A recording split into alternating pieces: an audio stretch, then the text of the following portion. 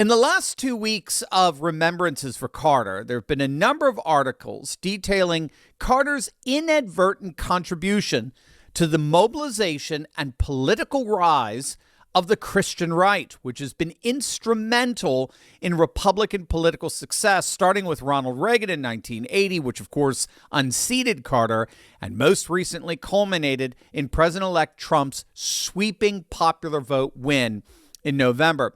Now, hard as it may be to believe, but Carter was originally the darling of the evangelical voter.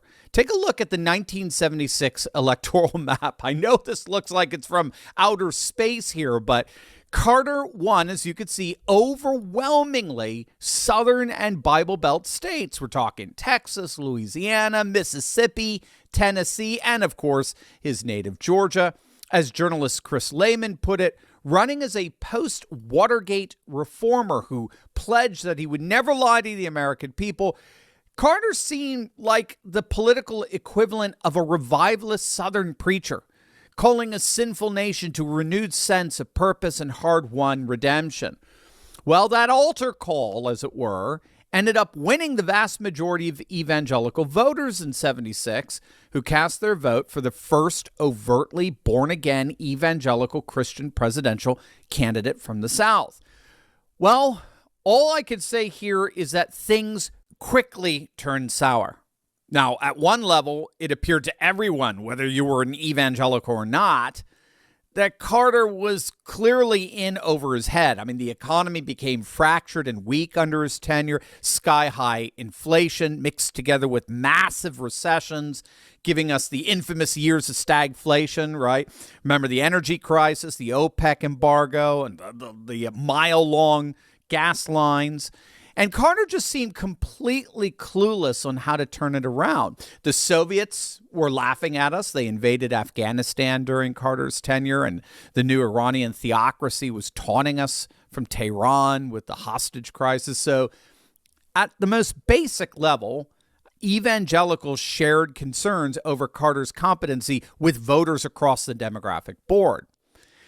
But for evangelicals in particular, Carter committed the unpardonable sin of planting himself firmly on the left side of the emerging culture wars.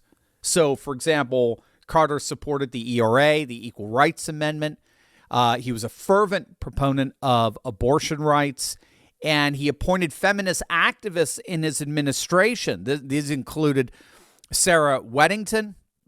Sarah Weddington was one of the lead attorneys for Jane Roe in the whole Roe v. Wade case. Carter hired her as an assistant for women's issues in his administration, which virulently angered the vast majority of evangelicals that had supported him.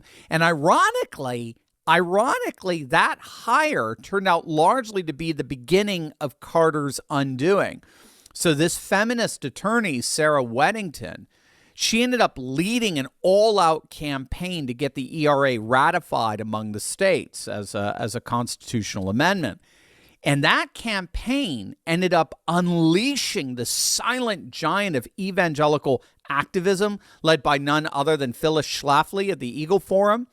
As many of you know, Schlafly successfully torpedoed the ERA by organizing a massive evangelical resistance against it nationally.